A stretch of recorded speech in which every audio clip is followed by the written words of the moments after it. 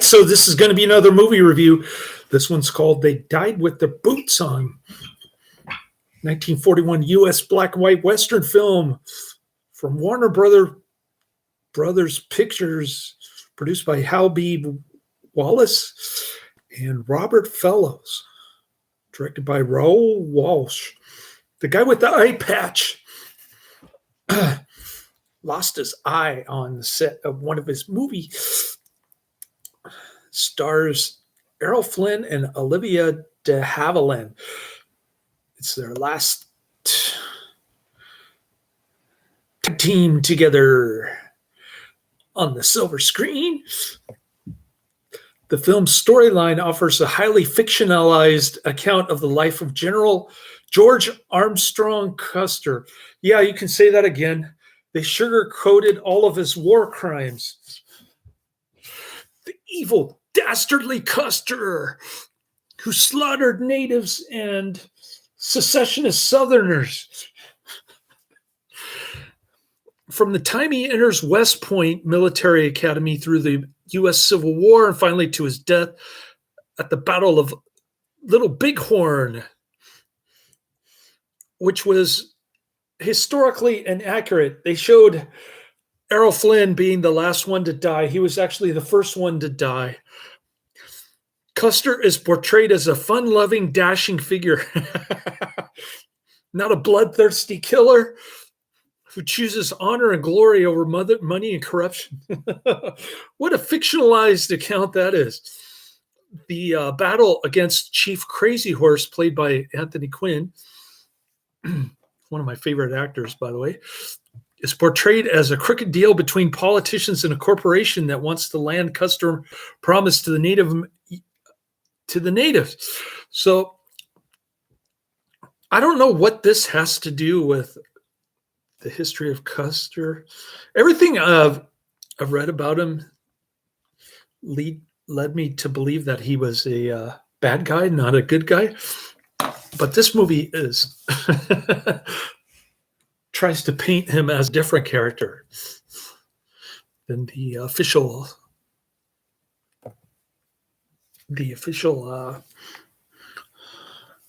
record book. It rewrites history, this movie.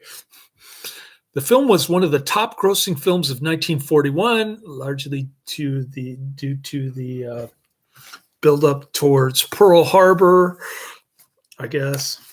It's very patriotic. It's got one patriotic short on it, 21 minutes, that I've already reviewed. They Died with Their Boots On was the eighth and final film collaboration between Errol Flynn and Olivia de Havilland.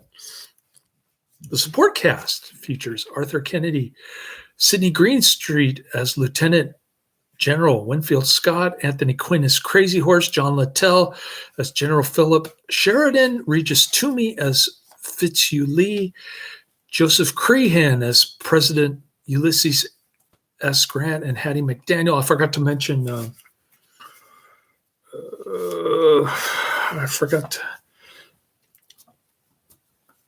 John Hamilton. I forgot to put his name in the description box. Karate Man's tired. He doesn't want to chat. He's in the chat room, though. You're too tired to chat. I'm not tired. I had my little nappy poo a couple hours ago. He's just kidding with me. All right. So General Armstrong Custer Flynn arrives at West Point in an outlandish uniform he had designed for himself, which makes him appear to be a visiting foreign general. Following the misunderstanding, he signs as a cadet, begins to stack up demerits for pranks and general disregard for rules at the point. When the Civil War breaks out, Custer is at the bottom of his class. Custer is walking a silent punishment tour when he's approached by Libby Bacon, who asks him for directions. Shortly thereafter, his punishment ends, and he runs after her, explaining his rude silence and asking if he may come to call that evening. Later, Custer and other members of his class are graduated early. They are ordered to report immediately to Washington, D.C. for assignment. As a result, Custer misses his appointment with Libby. Still no mention of war atrocities anywhere in this movie. Had a $1.358 million budget, box office of $4.014 million worldwide. I'd say it was a financial success, which is why I dislike it so much. Well, I think the highly fictionalized account is what threw me off. All right. Custer makes the acquaintance of General Winfield Scott, Sidney Greenstreet, who aids him in getting placed with the 2nd U.S. Cavalry. He becomes a war hero after disregarding his superior's orders during a crucial battle, successfully defending a bridge for the Union infantry. Awarded a medal, he gets leave to return to Monroe, Michigan. He meets Libby at her home, but her father, who has been the butt of Custer's joke earlier that day, orders him to leave. Custer returns to his regiment due to a miscommunication with the Department of War. He is promoted by mistake to the rank of brigadier general and takes command of the Michigan Brigade at the Battle of Gettysburg. He wins the day, and many victories follow thereafter. Oh, he's a war hero.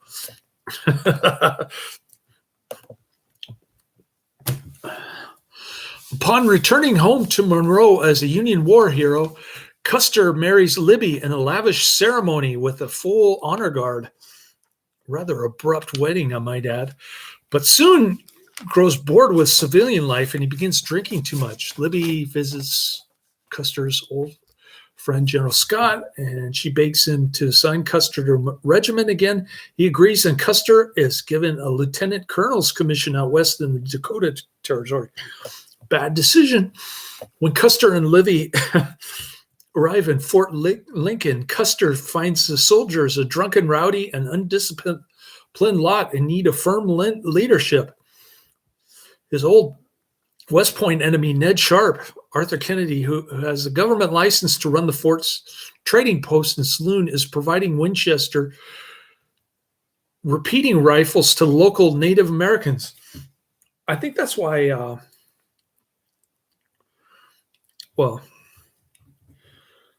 there's a different reason why Custer lost, but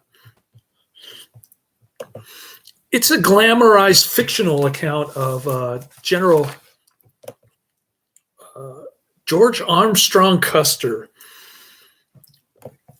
who's most famous for Custer's Last Stand because he's probably the only general who actually lost to the natives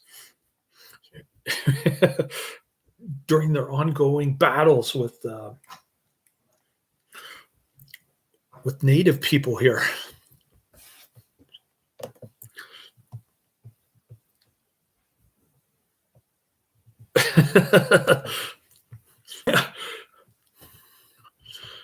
Oh, now Adrian's chiming in.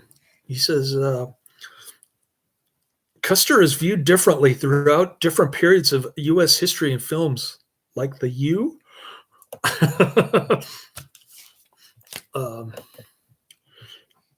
Not sure what the last part means, but I guess the point is different films treat him differently. This one is a very glamorized account of General George Custer. Yeah, this is my third review today. I'm somewhat on a roll. I don't really feel like taking a nap, so maybe I'll finish They Live at Night. All right.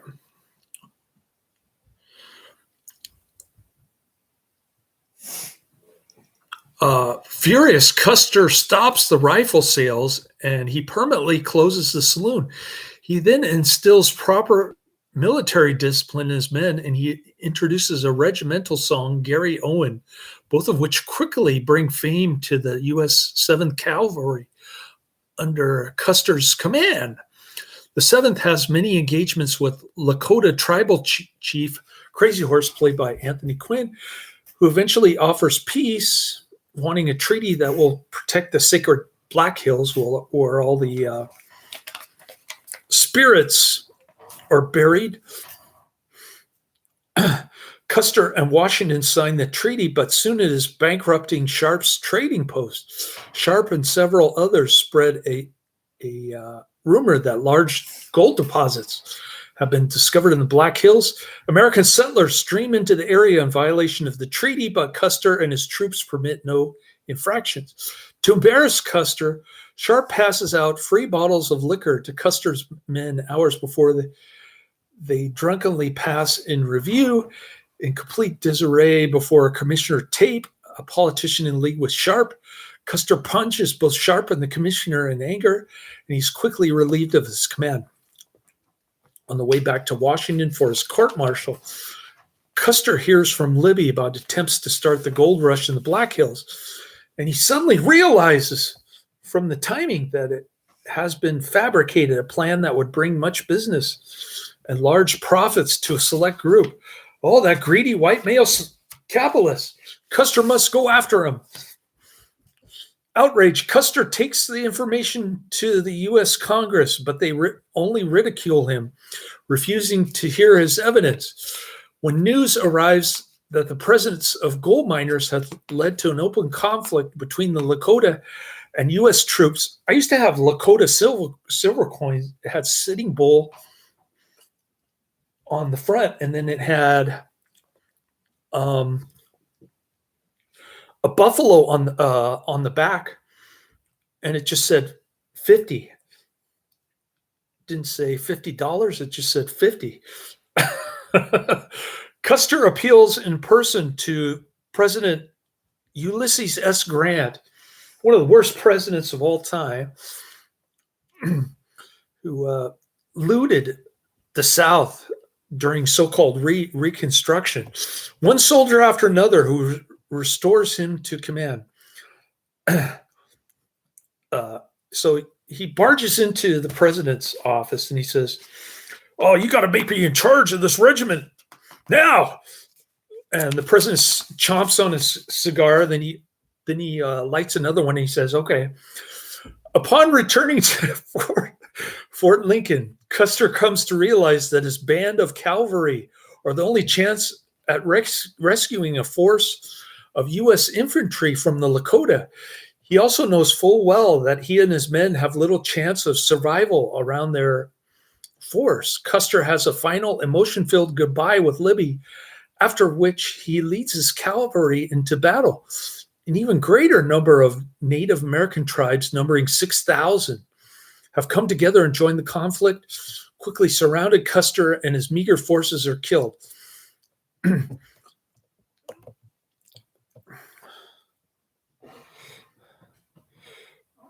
Oh, I'll have to check out Little Big Man. He was a raving mad lunatic. That's more accurate portrayal, actually. I tend to agree with that. I'm going to check out Little Big Man. I'm going to see if it's on Netflix. I want to see it now. I might actually like it better than this.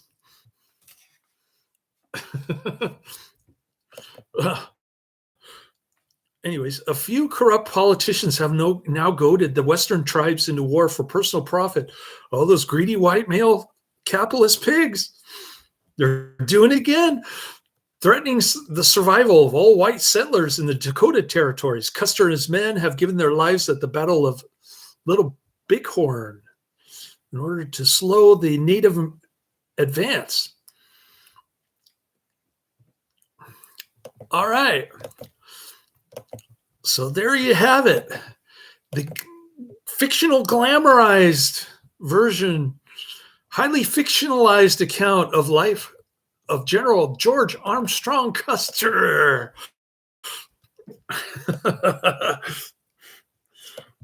Played by Errol Flynn. The film is Frequently confused with Michael Curtiz's Santa Fe Trail, released the previous year, in which Flynn portrayed Jeb Stewart and Ronald Reagan played Custer. Also featuring Olivia de Havilland as Flynn's leading lady. 3 men were killed during the filming. One fell from a horse and broke his neck. The other stuntman had a heart attack. The third actor, Jack Budlong, insisted on using a real saber to lead a cavalry charge under artillery fire. When an explosive charge sent him flying off his horse, he landed on the sword, impaling himself.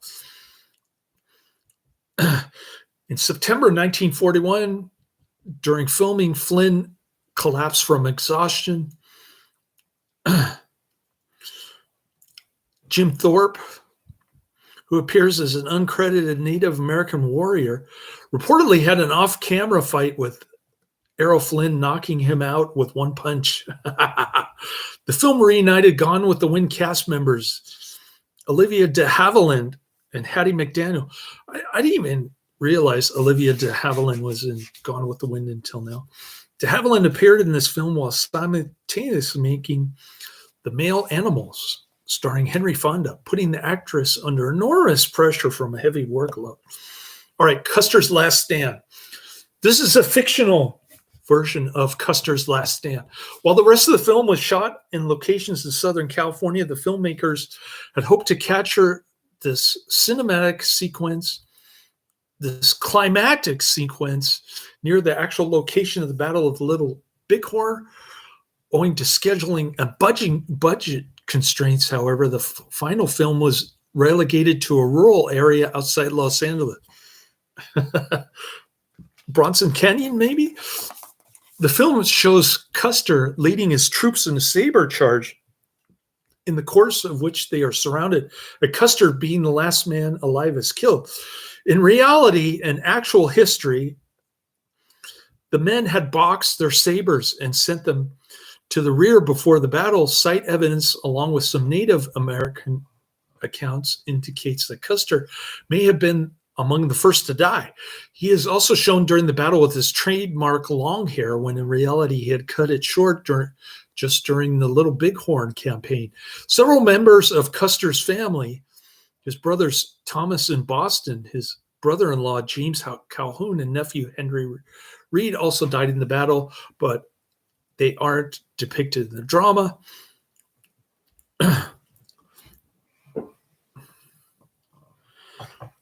Crazy Horse, played by Anthony Quinn, is the only individualized Native appearing in scenes and represents the red man whose lifestyle is rapidly coming to an end. Quinn is one of the few actors of indigenous Native descent in the film. I thought he was Mexican. Only 16 of the extras used were Sioux. The rest of the Native American warriors were mostly portrayed by Filipina extras.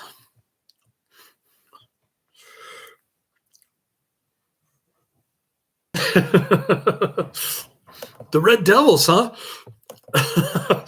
I think Custer mistreated the Red Devils so badly that they hated him so much that he was destined to die that day. I mean, there was no way around it. I mean, anyways, I'm gonna look up. That's just my 2 cents worth of nothing after inflation.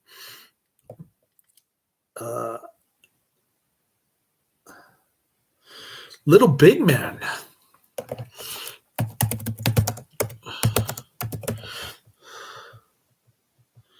Dustin Hoffman. It's on. And Faye Dunaway.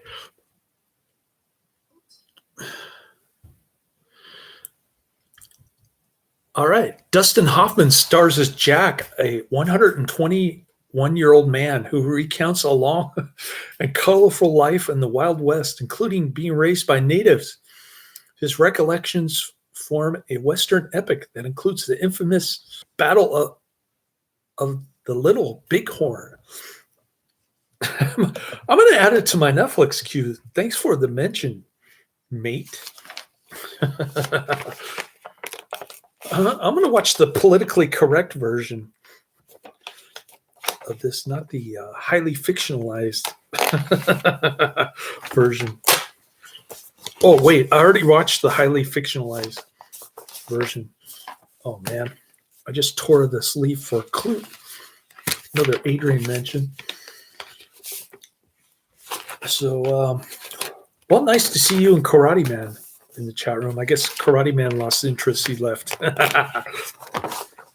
He's not interested in General George Armstrong Custer.